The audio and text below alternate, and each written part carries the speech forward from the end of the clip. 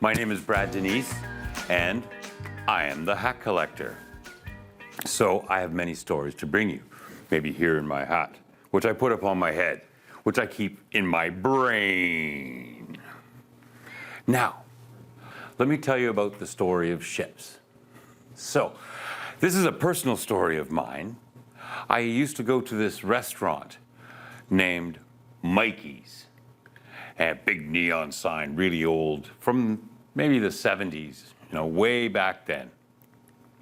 And I would go to Mikey's every day for breakfast for 10 years as I went to work. And I'd say, "Hi, Mikey." And you'd go, "Hey, Brad."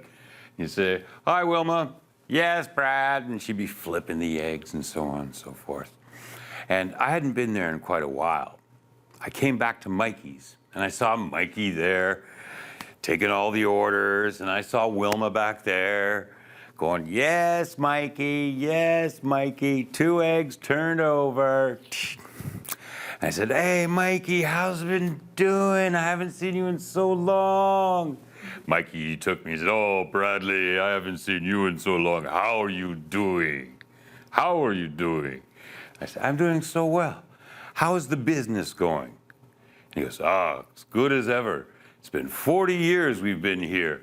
And now Wilma and I, we're getting a little tired. We're thinking of retiring."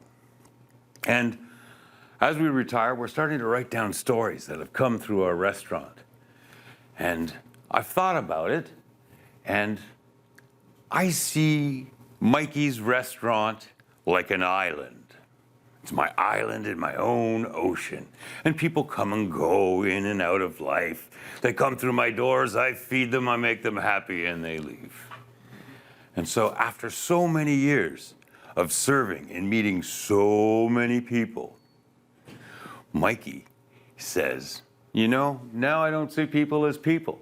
I see them as ships. Ships, I say. Everybody is a different type of ship. I said, "No way, Mikey, what do you mean?" He says, "Yeah, let me tell you. See that guy right over there? Yeah, he's got a little bit of sawdust on his cuff, a little bit of wood over his shoulder. Well, that man's a carpenter. He's been working with his hands, building stairs, windows, doors, little toys for kids. Very smart. Works hard. He's definitely a wooden ship. With sails and pulleys, well manicured, well taken care of, but works hard. I see him as a wooden ship. And he's a nice carpenter man." I say, "Mikey, you're so right. Yes, he is a wooden ship. Yeah. Hey, what about that woman over there?" And Mikey goes, "Yes, Bradley, that woman over there, she has another story all to her own. She's raising her own 2 kids all by herself. You know that? She works in construction. She lays the foundations of cement for very big buildings. She builds things strong and important, like her family. And like her job, she works strong and hard.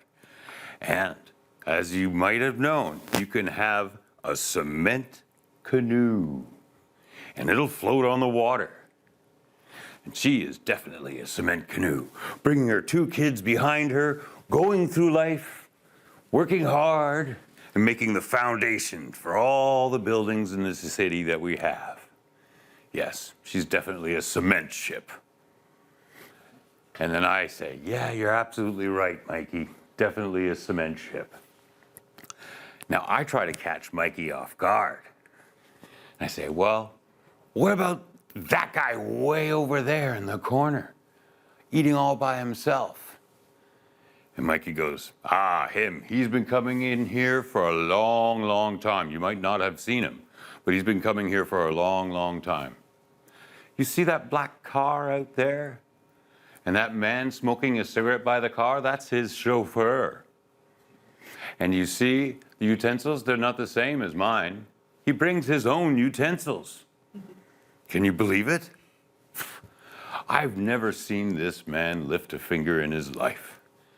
But he likes my food. He comes to my place, Mikey's, my island in the middle of this ocean we call life." So he says, he's a golden ship. And I go, why, Mikey? And Wilma says, yeah, why, Mikey? Tell him. Tell him why he's a golden ship. And Mikey says, well, I'll tell you why. He was born into money. Everything was given to him. He has never had to lift a finger. And he comes in and out of his car. Nobody eats with him. He doesn't talk to anybody. I think he might be actually quite lonely. I'm not sure. But yes, he would be a golden ship with many toys and many sea craft that he could go on and jet propel through. Maybe he could water ski. But you know, I don't think he would have a crew. I think it would all be automated because he's that golden ship kind of guy. Kind of lonely, I think. But that's him. Say, yeah, Mikey, you're right. You're right. He might just be a lonely man. What about Beatrice? Do you remember Beatrice? Ah, yes, Beatrice. I haven't seen her in a while. Yes, Beatrice, the botanist. That was so funny. That made me laugh. Beatrice, the botanist. So I'd always see her in the morning when I would go and have my breakfast. And she would have the flowers of the day, and you know, I'd cut some and bring them to her table. And I always said, "Hi, Beatrice. How are you doing? Lovely flowers today." And then I would walk away. And he said, and Mikey says, "Well, Brad, Beatrice, she is definitely the garden ship.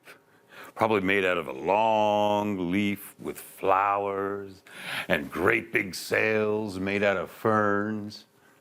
And she would slowly drift along. And everything, she would leave petals of flowers, of roses, in behind her as she went across her ocean called life. And I said to Mikey, yeah, Beatrice was something, wasn't she? She was really nice. And then I turned to Mikey and I say, Mikey, well, yeah, I've been here before. I've been here for 10 years. So I know it's been a long time since I've seen you, but what sort of ship would I be? And then Wilma says, yeah, Mikey, what sort of ship would Brad be? I turn back to Wilma and I go, I don't know. But Mikey turns to me straight in the face and he says, well, Brad, I've seen you the 10 years that you were here. You said hi to Beatrice. You complimented the man on his fine watch. And I've heard you listen to your friends' stories coming in and out. And when I look at you, I see friendship. Friendship in this big ocean we call life. So that was the story of friendship. Not a bad ship to be on, eh? The crew's always fed, everybody's happy, everybody's singing a song, galantadee-da-dum-da-dee.